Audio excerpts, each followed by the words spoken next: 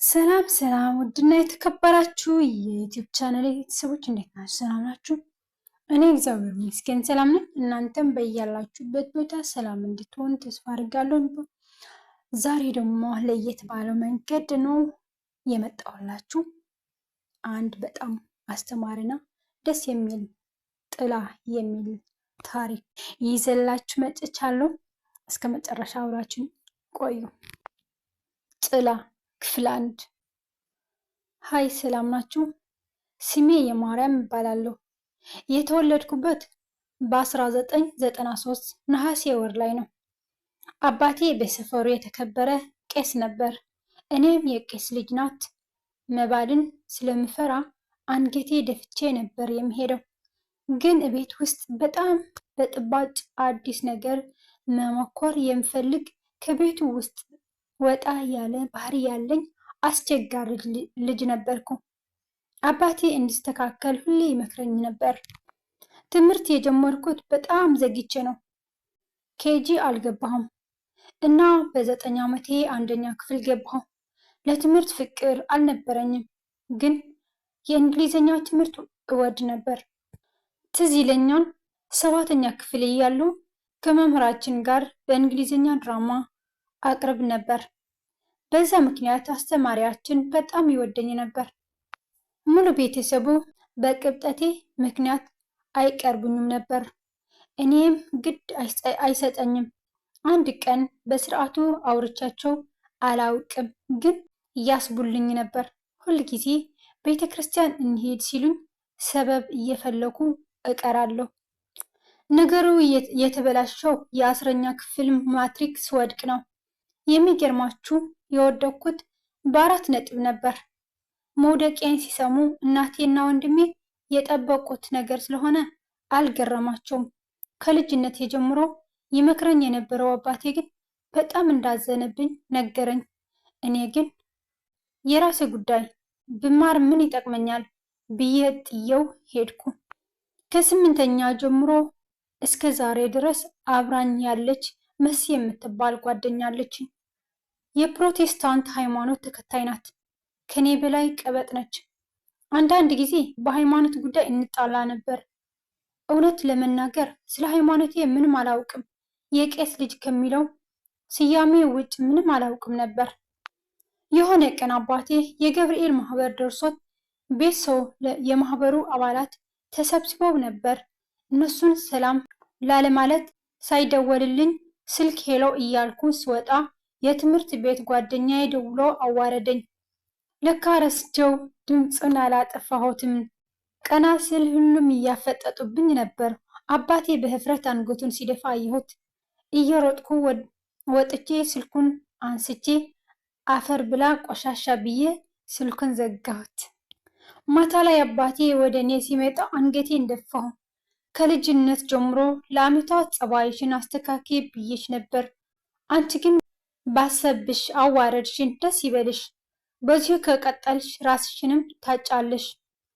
አስቢበት። ቤት ውስጥ ቁጭ ብለሽ ከምትውይ ስራ ፈልጊ አለኝ ቁጣና ንዴት ባዘለ ድምፅ። ቀን ላይ አንገቱ ሲደፋ ከልብ ከፍቶኝ ነበር። ስራ መፈለግ አለብኝ ብዬ አሰብኩ። ግን ከየት ስራ ባገኝስ እንዴት ልሰራ ነው? ምንም የስራ ፍላጎትም ሆነ ችሎታ የለኝም እያልኩ እያሰብኩ ከምሽቱ 5 ሰዓት ከ26 ሆኖ ነበር። በስንት መከራ እንቅልፍ ወሰደኝ። መሲ ሌሊት 10 ሰዓት ላይ ደወለች። አላየሁትም ነበር። ጠዋት ስነሳ 4 ሚስኮል አገኘሁት። ደንግጬ ደወልኩላት እና ምን ሆነች ነው አልኳት። ደስ የሚል ዜና አለኝ አለችኝ። ምን ተገኘ አልኳት ከድንጋጤ በመመለስ። የምኖረው ልደታ መሆኑን ሳልነግራችሁ። የተገኘውማ አዲስ አበባ ቀውጢ ፕሮግራም አለና የ2 ሰው ነው ቦታ የያዝኩት አለችኝ። መጀመሪያ መሄድ አልፈለግኩም ነበር፣ ግን የአባቴ ንግግር ትዝ አለኝ። በዛው ስራ አገኛለሁ ብዬ ተስፋ አደረግኩ።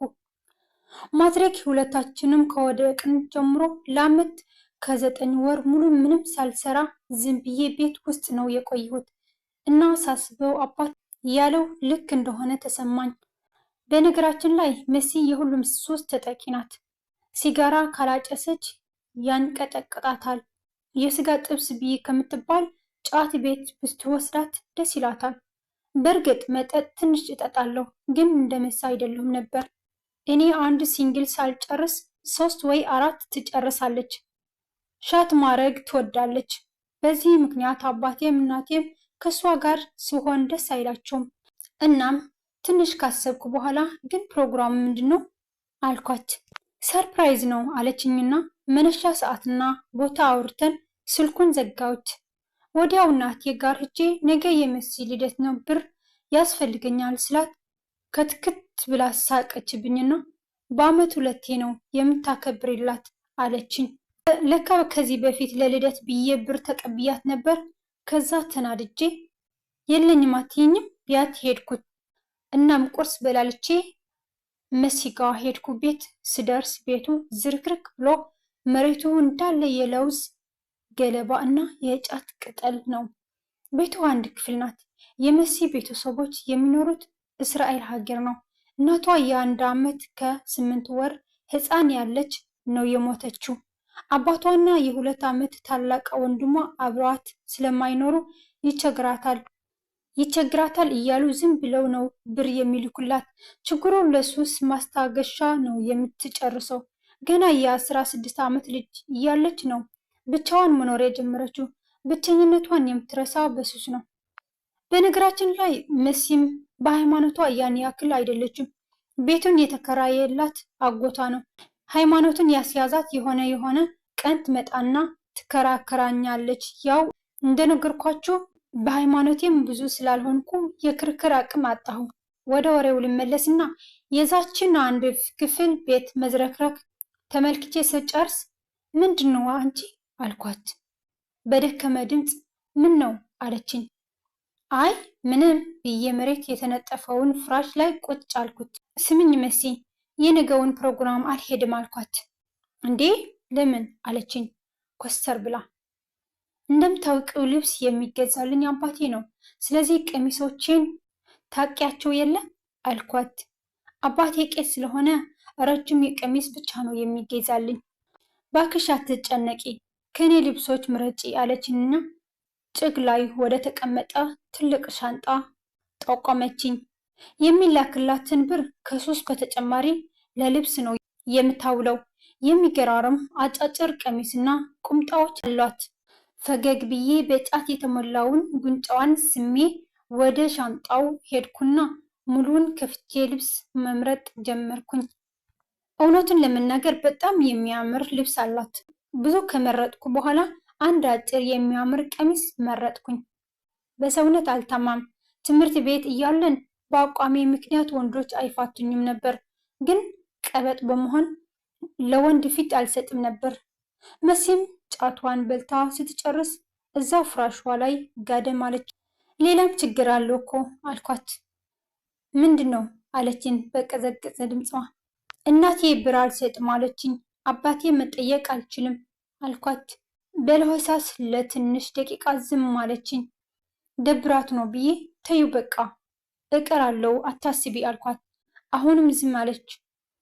ትንሽ ቆይታ ችግር የለውም እኔ አለኝ አታስቢ አለችኝ። እኔም የፈለግኩት ይህን ስለነበር ደስ አለኝና እሺ ውዴ ልሄድ በቃ ብዬ ልወጣ ስል በሩ በኃይለኛው ተንኳኳ።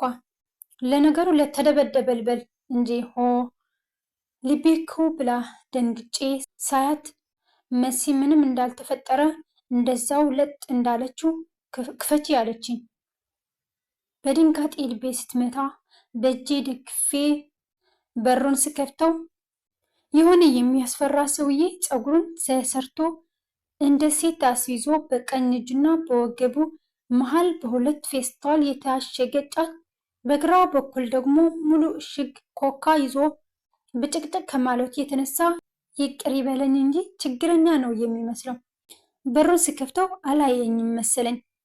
አለኝ በይኝ በእናትሽ ሳልገዛ መጣሁ አለ። ዞር ብዬ መሲን ሳያት ከመቼው እንደተነሳች አላቅም። ከጀርባ ቆማለች። ሂጂ በቃ የኔ ቆንጆ ብላ ሳመችን። ግራ ገባኝና ምንድን ነው የሚያወራው? ማን ነው አልኳት። እሷም ዝም። ምንሽ ነው ዝም? ምንድን ነው በእጅ የያዘው? ዝም። በንዴት መሰረት አልኳት። ከተዋወቅን ለሁለተኛ ጊዜ ነው በሙሉ ስሟ የጠራኋት። ኮስተር ብላ አየችኝና ሂጂ፣ ለነገው ፕሮግራም ተዘጋጂ፣ በጧት ስለምንሄድ ቶሎ ተነሺ፣ ደግሞ ቀድመሽ እኔ ጋር ነው የምትመጪው እሺ አለችኝ። እሺ ብዬ ልወጣ ስል ሰውየው የማናት ቆንጆ እያለ ሲያፈጠጠብኝ ከእግር እስከ ጭንቅላቱ አየሁትና ግፍትሬው ሄድኩ። ግን ምንም አላለኝም። ዝም ብሎ ዞሮ አየኝ። ካለፍኩ በኋላ ያመኛል እንዴ? ዞሮ ቢያጋጨኝስ? ቢመታኝስ? ሆሆ እያልኩ ሩጫ በሚመስል እርምጃ ከዚያ ግቢ ወጥቼ ወደ ቤት ሄድኩኝ። ከምነግራችሁ በላይ በጣም ደስ ብሎኛል። አንዴ ነግቶ እያልኩ እንዴት እንደምለብስ እያሰብኩ ፀጉሬን ልተኮስ ወይስ በዊግ ልሰራ? አይ ለነገሩ ብተኮሰው ይሻላል። ግን ብር ከየት ላምጣ ነው? እናት ተብዬዋ ብጠይቃትም አትሰጠኝም። ኤጭ እሷን ብሎ እናት፣ የሌላው እናት ስንት ነገር ያድርጋል፣ የእኔ ግን እያልኩ ብቻዬን እየለፈለፍኩ መንገድን ቀጠልኩ። ልክ ወደኛ በር መታጠፊያ ጋር ስደርስ መሲ ደወለች። ደግሞ ምን ልትለኝ ነው ብዬ ስልኩን አነሳሁና አቤት፣ ለነገው ፕሮግራም ተዘጋጂ ልትይኝ ነው አይደል? እሺ አትንጨነቂ፣ ፏ ብዬ ነው የሚመጣው፣ አታስቢ አልኳት። የት ነሽ አለችኝ በጣም በተቆጣ ድምፅ። ምንድን ነው የሚያስጮሆሽ? ምን ተፈጠረ ደግሞ? ወደ ቤት እየሄድኩ ነው ስላት ቁሚ ቁሚ አለችኝ እየተረበተበተች። ቀጥ ብዬ ቆምኩ። ምንድን ነው? ምን ተፈጠረ መሲ ንገረኝ፣ ምንድን ነው አልኳት በጣም ደንግጬ። ጠብቀኝ፣ መጣሁ፣ ፈልጌሽ ነው ቁሚ አለችኝ። እሺ ብዬ ጥጌን ይዤ ቆምኩ። በልቤ ምን ሆና ነው? የቅድሙ ሰውዬ ምን አደረጋት? ምን ሆና ነው ብዬ እያብሰለሰልኩ ነበር። ለምንድን ነው ቁሚ ያለችኝ? ቤት ለምን እንድሄድ አልፈለገችም? ምን ሆና ነው እኛ ቤት መግባት ያልፈለገችው? ከማንስ ጋር ተጣላች? እያሰብኩ ስልኬ ጠራ። ብዙ ነገር እያሰብኩ ስለነበር እጄ ተንቀጠቀጠ። በስንት መከራ ስልኩን አንስቼ ሳየው የወንድሜ ጓደኛ ነው። አሁን ካንተ ጋር የሚጃጃልበት ጊዜ አይደለም ብዬ ዘጋሁት። ድጋሚ ደወለ። ኡፍ ብዬ ዘጋሁት። ሙሉ ሀሳቤ መሲ ጋር ነው። ጭንቀት ውስጥ ገባሁ። ልቤ ትር ትር ትር እያለች ነበር። ወይኔ ጉዴ ብዬ ልቤን በእጄ ይዤ ዞር ዞር ስል የሰፈር ድሬዎች የሚቀመጡባትን ድንጋይ አየሁና ሄጄ ቁጭ አልኩ። መጠበቅ አቃተኝና ስልኬን አንስቼ መሲ ጋር ደወልኩኝ። ይጠራል አይነሳም፣ ይጠራል አይነሳም፣ ዝም። ደግሜ ደጋግሜ ደወልኩ፣ አይነሳም። ለምን ግን ለምን? መልስ አላገኘሁም። እያሰብኩ ወደ ቤት ሄድኩኝ። በር ላይ ስደርስ ሌላ ዱብዳ። በሩ ሙሉ ሰው ነው። በራችን ሙሉ ሰው ነው። ቄሶችና ዲያቆናት ይታዩኛል። ለምን? ሁሉም ወደ እኔ ዞሩ። እኔን ሲያዩኝ ሁሉም ወደ እኔ መጡ። ግማሾቹ አፋቸውን በነጠላ ሸፍነው ያዩኛል። እኔ ባለሁበት ድርቅ ብዬ ቆምኩኝ። ቦርሳዬ ከእጄ አመለጠኝ። እጄም በጣም ተንቀጠቀጠ። የሚናገረውን ጨነቀኝ። ውድና የተከበራችሁ የቻናሌ ቤተሰቦች ጥላ አንደኛ ክፍል በዚህ ያውቅቷል። ቀጣይ እያገናኘን። ለቻናሌ አዲስ ሲሆናችሁ ሰብስክራይብ በማድረግ ቤተሰብ ሁኑ። ቤተሰብ ሆናችሁ የምትበረታቱኝ ደግሞ ከልብ ነው የማመሰግነው። ስለምትሰጡኝ እይታ ሁሉም ነገር ከልብ ነው የማመሰግነው። መልካም ቆይታ ይሁን።